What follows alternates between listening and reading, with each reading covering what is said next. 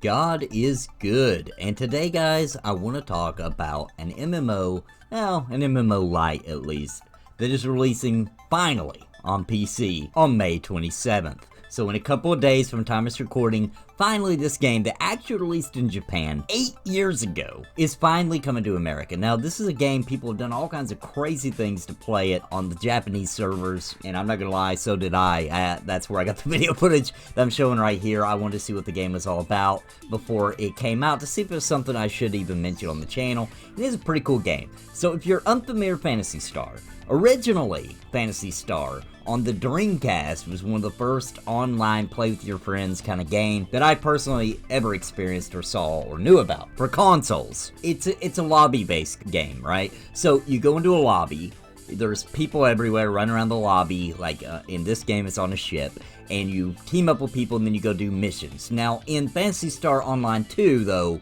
there are areas where you'll see other people besides just your group. It's not completely instanced. It's kind of like, it's definitely not like an MMO style where people are just running around everywhere, but there are some other people you'll see running around doing stuff in the areas you're at. And it's a pretty cool game. But the reason that it seems like people really love this game, because this is a game people absolutely love, right? And the main reason why is because of the boss battles and mechanics and that kind of raid kind of feeling that you get. And it does have larger groups. I think you can get up to a group of 12 if I'm not mistaken, and do some bigger, larger boss fights. The story, by the way, isn't so great. It's okay. It's nothing to really write home about. It's probably not going to be the reason you play the game. And as you get further in the game, the story just kind of gets very minimalized. You know, as Sega was developing this game, I guess they just realized nobody cares about the story. Let's just give them more of what they like, the action, etc. It is action-based combat, so it's a pretty cool style. Also, as you can tell, it's not like a typical fantasy-style MMO like I normally cover on this channel. This is a very futuristic kind of game. This game has already been out on the Xbox One for a little while now. It's fully translated with full voice acting, of course. And if you want to know what the game actually feels like, I would say it's similar to Monster Hunter. I think that's probably the best. If you've never played the old ones or have no idea what this game's about, I would compare it to something like Monster Hunter. It is completely free to play. It does have things you can buy on the cash shop, but they're super not necessary. I mean, this is a game you can actually play for free. It doesn't feel like anything's really pushed in your face or anything like that, and that's probably another reason why people love it so much. I mean, there's been people playing it for years now on PC in America, playing on Japanese servers that literally couldn't purchase products on the shop. So obviously, this is one of those free-to-play games where it's an anomaly because it's doing things correctly. Now, if you're going to be jumping in this game, I want to give you a little bit of information about it to kind of help you to play this game, some little tips to get you started or to prepare you for when the game launches. So first of all, you'll do a couple of little small missions, just kind of tutorial kind of things, real quick. It doesn't take long, and then you'll be on the ship.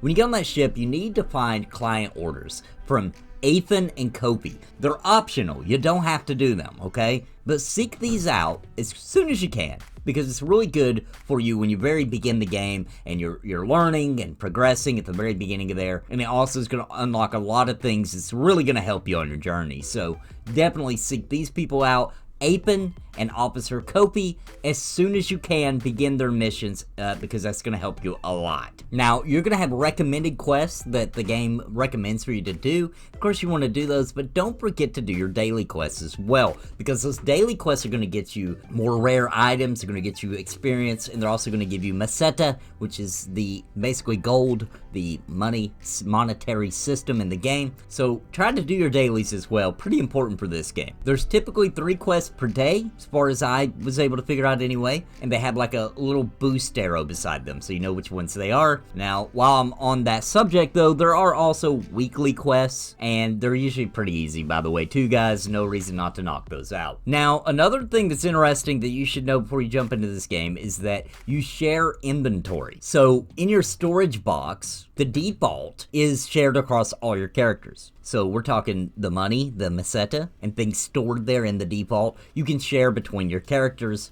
any character on that server. So just remember that, because it kind of helps if you make more characters. Also, talking about making new characters. You can switch your class in this game anytime you want, so you don't have to roll another character in order to play a different class. However, in this game, best I could tell, the races and class combinations are kind of important, so maybe you want to make another character, right? But you don't have to. If you want to keep that same character and just switch classes, you can do that in this game, very similar to a game like Final Fantasy 14. You just switch the classes as you go. But in this game, you have to switch your classes at the ship, at the, the hub. Now, speaking of classes, let's talk about the different classes in Phantasy Star Online 2, so it helps you decide what class you want to be. So first up, we have the Hunter.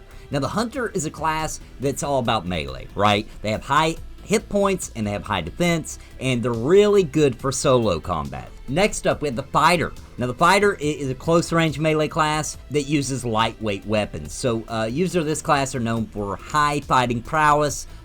Exactly what you would think when you hear the word Fighter. That's pretty much what you're getting here. The Ranger. Now, the Ranger is a class that focuses on mid-ranged combat. Now, they use guns, and that's what they do, okay? They shoot guns, many various crazy types of guns, but, that's what they're all about, the ranged attack, just like you would expect when you hear the word Ranger, except it's not a bow, because when I hear Ranger, I think bow and arrow. This is a gun, this is a futuristic type game. Now, next up, speaking of guns, we actually have the Gunner. Okay, so the Gunner is different than the Ranger. The Gunner has a high rate of fire and a lot of maneuverability, but of course they also use ranged weapons, but more close range, so like a shotgun, I guess, kind of feeling, if that makes sense. Of course, they're not, as far as I saw anyway, they're not actually called shotguns, but that's what, it's more for closer ranged than the Ranger. The Ranger is a little bit further back. Now, the Force is another class. This one is long-range combat using photonic techniques, which is magic, basically, in this game. And they're very powerful. A lot of DPS on these guys. Next up, we have the Techer. This is the healer.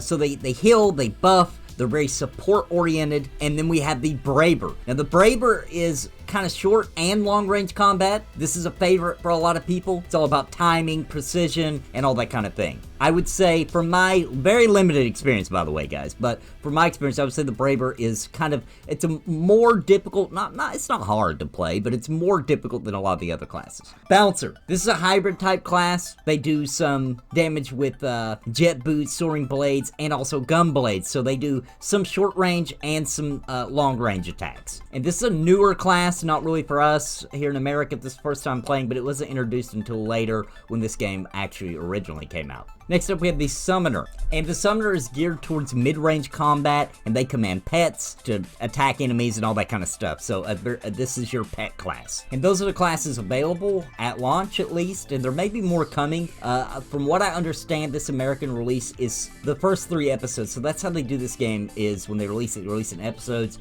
and to my understanding, Japan's quite a bit ahead of us. They are releasing this not in the way the game released at launch in Japan. It's several years worth of patches and episodes, but from what I understand in Japan, there are several episodes ahead of us, so plenty of content to keep coming, and I'm sure Sega will pace this, how these are released, in order to, keep us engaged, etc. Now, this game can be played with the mouse and keyboard, or it can be played really well, actually, with a controller. And that's necessary in this game because it is also the kind of game where you're going to be playing with people on the PC, but also people playing on Xbox One. Now, from my understanding, this is English-speaking servers, but you do got to understand that people that's already been on Xbox One playing, because it's been out for a little bit here, are going to be ahead of you, so you're going to see some high-level characters as soon as you log in on day one, and that's because those people are probably playing on Xbox One. Now, this game is very popular in Japan. It's done really well. Somewhere in the range of, it's a pretty big gap, but somewhere in the range between 5 to 10 million people play it. It is very popular, and there's a reason why. It's an addicting style of gameplay, collecting loot, meeting people, grouping, all that kind of thing. But understand that it is a lobby-based game. Do not go into it thinking this is very open world MMO style. It's not. You'll be doing most of your meeting people on the ship. You, like I said, sometimes you'll be running a mission, you'll see other people run around, and you can group up with them or solo or whatever. So it kind of feels like you're playing an MMO, but at the same time it's less strain on the servers, etc., which is why I think they're able to be more generous about the way that they do their cash shop and all that kind of thing, because there's a lot less strain on the server than a persistent online world would be. But it is a cool game, it is fun. I'm gonna dabble in it. You never know, I might get addicted. Don't think so though. I'm really a big fan of the classic fantasy, you know, elves and dwarves and orcs and all that kind of stuff. That's really my kind of thing, right? Like, that's my jam. But this is fun. I enjoyed the old Phantasy Stars back in the old Dreamcast days. I thought they were cool games. I thought they were fun. I always liked the Phantasy Star universe. And just so you know, I know this is called Phantasy Star Online 2, but don't worry, you don't need to know absolutely anything about the Phantasy Star universe. You don't need to have obviously played Phantasy Star 1. I mean, it would help. There's some references, right? A couple of things for fans, but absolutely nothing that you can't just dive in this game, even if you're playing just for a story. It's self-contained, you don't need to know anything, and you can dive right on in and start playing. Now, I want to tell you guys about this game. Got a lot of people on this channel who are hyped for this game, been looking forward to it, been wanting it to come to America and get translated, etc. I've got people on this channel who's been playing the Japanese servers, and in Japan, man, this game is out on everything. It's on PS4, it's on Switch, it's on Xbox One, it's on PC, it's even on the PS Vita. They have released this freaking game on everything in Japan because it's so popular, but here in America, right now, at the time of this recording, it's available for Xbox One and PC, but definitely, if you're a PS4 player, if you're a Switch player, I would definitely say it's probably coming to you too. Guys, I hope you enjoyed the video today. I hope it's able to help you, prepare you, or if you're watching this video after the game came out, hope it helped you while you're waiting on it to install. It's kind of a beefy little game to install, takes a little bit of time, and hope it was able to help you guys. Let me know in the comments down below, are you planning on playing this game? Let me know, and if you've already played it, then let me know what you think about it, and let's get a conversation going in the comments for everybody who's hyped or looking forward to it, because we are in such a dry spell for MMOs that I think a lot of people that probably wouldn't even normally play this game are probably going to try it. And up above, you'll actually see a little eye icon where you can leave a poll that I have started just to see how many people are actually interested in this game, so leave your answer up above. And guys, of course, if you haven't subscribed to the Nathan Napalm channel, please consider doing that. And until next time, God bless and happy gaming. Please listen to what I say. I've been making videos all day.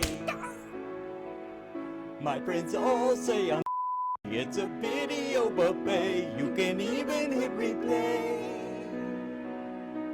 But please just subscribe. I can't even describe being part of my tribe. I'll even offer you a prize, but just please just subscribe and hit the bell notification too.